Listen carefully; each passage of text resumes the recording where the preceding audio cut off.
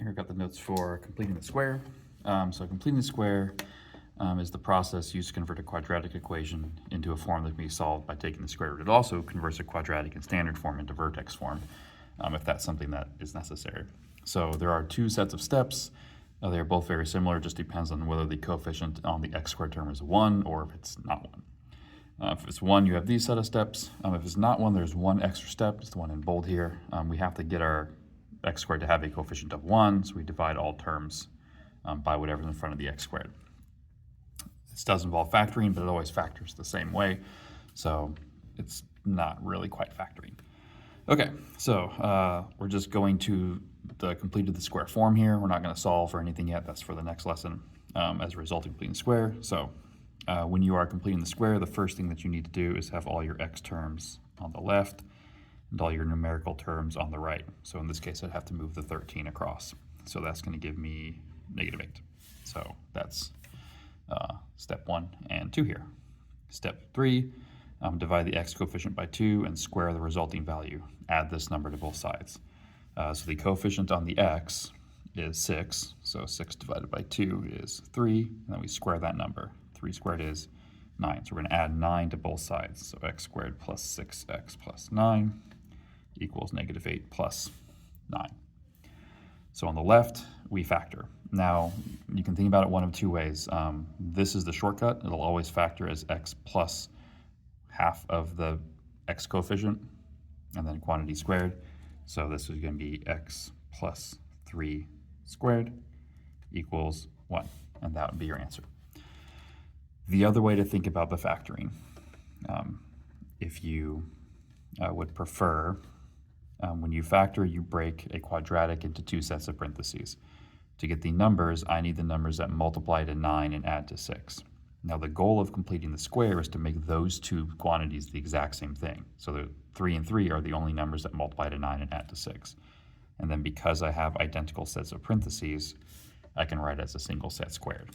So that's actually the factoring that's happening between this line and this line here. Okay, so next one. So first step is to bring numbers or variables left and numbers right. So the 10x has to come across. So we have to add the 10x to both sides. The 13 will have to subtract across. So we'd end up with that. So once again, we take or whatever's in front of x, divide by 2, -3, and then we square that number. Now note that should always be positive. So those parentheses are actually important because they keep your calculator from giving you -9. So we're going to add 9 both sides again. I'm going to do the math in my head. -13 plus 9 is going to be -4. Then we do our factoring. So it always factors as half of that number. So x minus 3 squared equals -4. All right, so for this one, we've got to add the 13x across. That's going to give me -14x. We have to subtract the 31 across, so that's -45. So take whatever's in front of the x, divide by 2 would be -7. And then square that value, 49.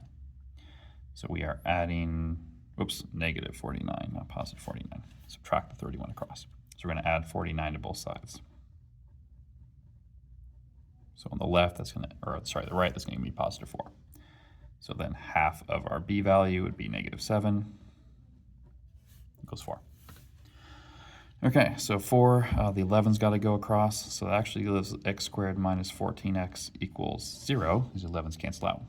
So -14 divided by 2 is -7.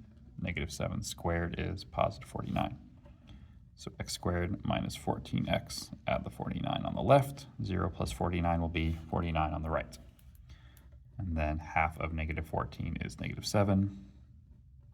So that would be my completed the square form. Alrighty, so this one, the 7's got to come across. So 6x squared minus, that's going to be 36x, and then the 534 has to add across. So this is an example of the one that's on the right-hand side. We have a coefficient on our x squared. So before we go any farther, we have to divide everything by 6 because we want the x squared coefficient to be actually equal to 1. So that's x squared minus 6x equals, and then 534 divided by 6 is 89.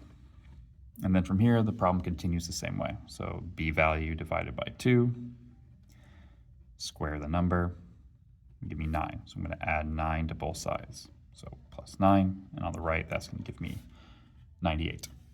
So then factor x minus 3 squared equals 98. All right, so you've got 2 more here.